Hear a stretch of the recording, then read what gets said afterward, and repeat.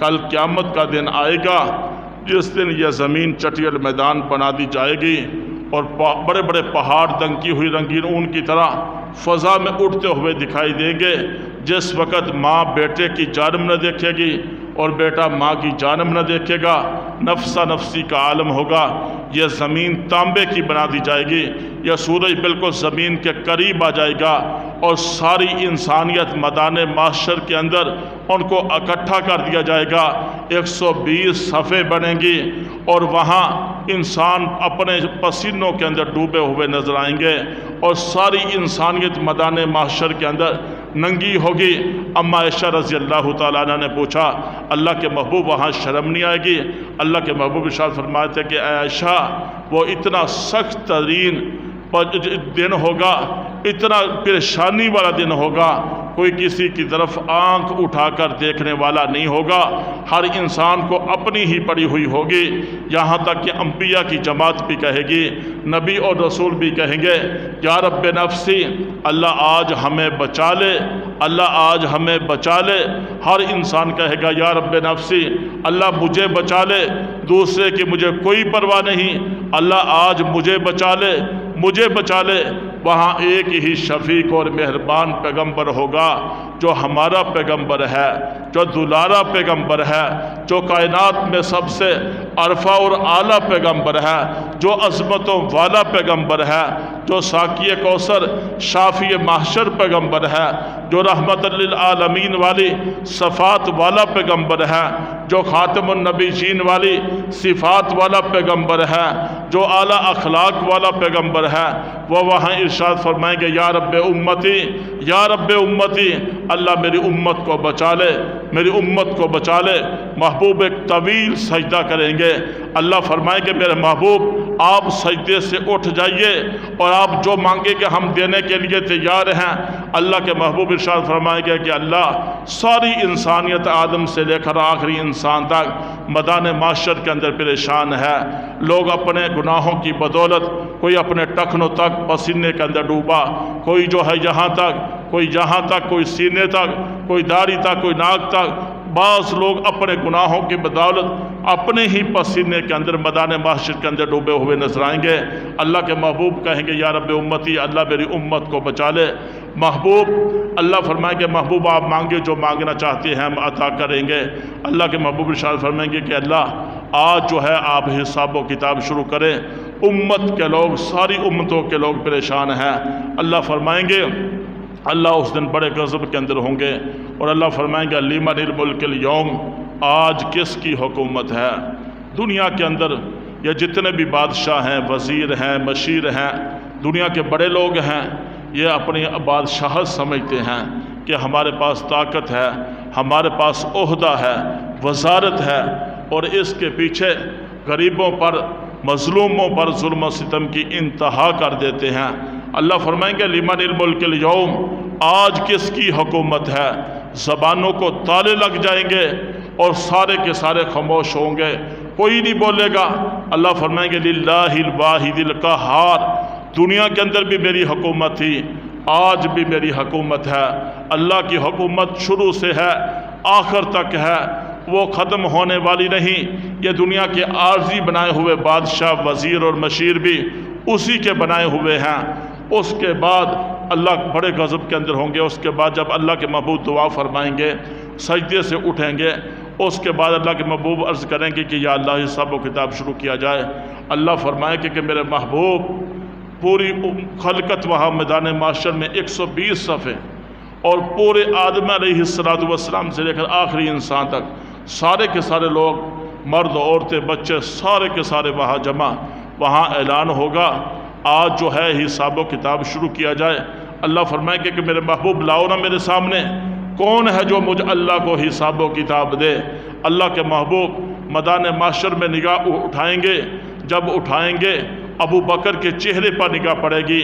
اللہ کے محبوب فرمائیں کہ ابو بکر آؤ نا ذرا، دنیا کے اندر بھی ہر مشکل میں ابو بکر تو ہی میرے کام آیا، اور تو ہی میرا بچپن کا دوست، لڑکپن کا دوست، جوانی کا دوست، غار کا دوست، مزار کا دوست، ساری زندگی کا دوست۔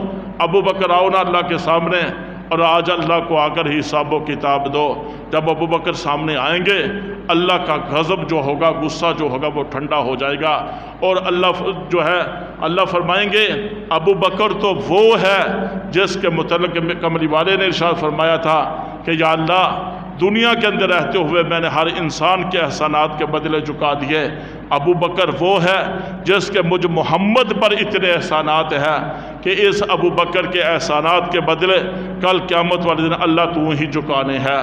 ابو بکر سے اللہ جو ہے جب حساب کتاب کی باری آگی بغیر حساب و کتاب کے اللہ ابو بکر کو جنت کی طرف بھیج دیں گے۔ یہ عظمت مقام اور شان کیسے ملتا ہے؟ جو اللہ اس کے رسول کی محبت میں دنیا کے اندر رہتے ہوئے چند دن کی زندگی سنبھل کر اتباع سنت کے مطابق گزارتا ہے، اللہ اس کو عظمت مقام اور شان عطا فرماتے ہیں۔ ابو بکر کی موت کا وقت قریب آیا، اپنی بیٹی عائشہ رضی اللہ تعالیٰ عنہ ان سے فرمایا کہ بیٹی جب میں مر جاؤں انہی چادروں کے اندر مجھے جو ہے دفن کر دینا۔ تو بیٹی نے کہا کہ ابا جان آپ کے لیے جو ہے نیا کفن لے آئیں گے۔ فرمایا کہ نیا کفن زندہ لوگوں کی ضرورت ہے، غریب اور مجبور لوگوں کی ضرورت ہے۔ انسان جب دنیا سے جاتا ہے اس کا کفن چاہے نیا ہو یا پرانا ہو، اس کے اعمال ہی اس کے ساتھ جانے والے ہیں، اس کے اعمال اور اعمال حسنہ ہی اس کے کام آنے والے ہیں۔ لہٰذا نئے اور پرانے کفن سے کوئی فرق نہیں پڑتا، لہٰذا یہ جو ہے غریب اور مستحق لوگوں کی ضرورت اس سے پوری کر لینا۔ ابو بکر صدیق رضی اللہ تعالیٰ عنہ کا جنازہ ہوتا ہے، جنازے کے بعد صحابہ ابو بکر صدیق رضی اللہ تعالیٰ عنہ کی میت کو اٹھاتے ہیں، روضہ رسول کے باہر لے جاتے ہیں۔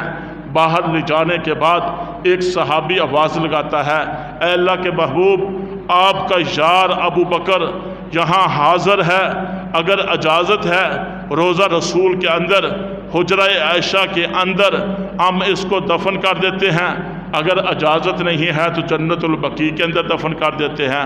علماء نے کتابوں کے اندر لکھا جب یہ آواز لگتی ہے روضہ رسول کو جو تالا لگا ہوا تھا وہ تالا ٹوٹ کر زمین پر گرتا ہے، دروازہ کھلتا ہے اور اندر سے آواز آتی ہے ادخل الحبیب الی الحبیبی، کہ دوست کو دوست کے پاس لایا جائے۔ اتنی لمبی جدائی برداشت نہیں ہوتی، پھر کیسی صحابہ کی حضور کے ساتھ محبت۔ یہاں حضور کی قبر ہے، حضور کی قبر کے ساتھ ابو بکر کی قبر ہے، ساتھ فاروق اعظم کی قبر ہے، اور چوتھی قبر قرب قیامت میں عیسیٰ علیہ السلام آئیں گے، ان کی چوتھے نمبر پر قبر بنے گی۔ یہ عظمت مقام اور شان اس بندے کے لیے ہے، یہ اعزازات اس بندے کے لیے ہے جو دنیا کے اندر رہتے ہوئے اس چند دن کی زندگی میں اپنے اللہ کو بھی راضی کرتا ہے، اپنے محبوب کو بھی راضی کرتا ہے، محبوب کی ایک ایک سنت کو اپناتا ہے، اس پر عمل پیرا ہوتا ہے۔ وگرنہ دنیا کے اندر میرے اللہ نے انسان کو بنایا، انسان 18,000 مخلوقات کو پیدا کیا، 18,000 مخلوقات میں انسان کو افضل بنایا، پھر انسانوں کو آگے طبقات بنائے، کسی کو ڈاکٹر بنا دیا، کسی کو ماسٹر بنا دیا، کسی کو پروفیسر بنا دیا، کسی کو انجینئر بنا دیا، کسی کو کالا بنا دیا، کسی کو گورا بنا دیا، کسی کو عربی بنا دیا، کسی کو اجمی بنا دیا، کسی کو وزیر اور بادشاہ بنا دیا، کسی کو زمیندار بنا دیا، کسی کو تاجر بنا دیا۔ دنیا کے اندر میرے اللہ نے مختلف طبقات کو پیدا کر دیا اور ساتھ فرمایا ان اکرمکم عند اللہ اتقاکم، تو میں سے سب سے زیادہ عزت والا وہ ہے جو سب سے زیادہ پرہیزگار ہے۔ یہ دنیا کے عہدے عارضی ہیں، یہ دنیا کی زندگی عارضی ہے، یہ دنیا کی خوبصورتی، یہ جوانی یہ عارضی ہے، یہ دنیا کے محلات عارضی ہیں، یہ دنیا کی تجارت، دنیا کا زمیندارہ، دنیا کا بڑے بڑے ڈپارٹمنٹ کے اندر بڑے بڑے عہدوں پر فائز ہونا یہ عارضی ہے۔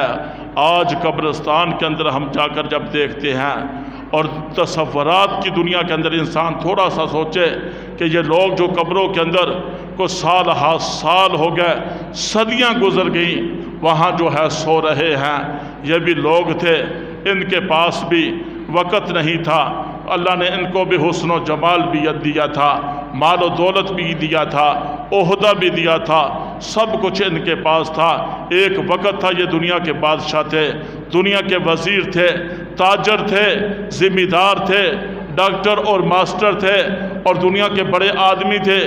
آج منو مٹی کے نیچے وہ لوگ سو رہے ہیں۔ اعمال کی بنیاد پر اگر اعمال دنیا کے اندر اچھے کیے، اللہ اور اس کے رسول کی رضا والے کام کیے، پھر تو قبر جو ہے جنت کا باغ ہے اور انسان چین اور سکون کے اندر سویا رہتا ہے۔ وگرنہ یہ قبر جہنم کا گڑھا ہے۔ آگ کے اندر، جہنم کے گڑھے کے اندر تو ایک سیکنڈ گزارنا بھی بڑا مشکل ہے۔ اللہ تبارک و تعالیٰ سے دعا ہے، اللہ تبارک و تعالیٰ ہم سب مسلمانوں کو صحابہ کرام، ابو بکر صدیق رضی اللہ تعالیٰ عنہ کے طرز پر زندگی گزارنے کی توفیق عطا فرمائے۔ اللہ کی رضا والے کام، اللہ کے محبوب کی رضا والے کام اس چند دن کی زندگی میں کرنے کی توفیق عطا فرمائے۔ وآخر دعوانا ان الحمد للہ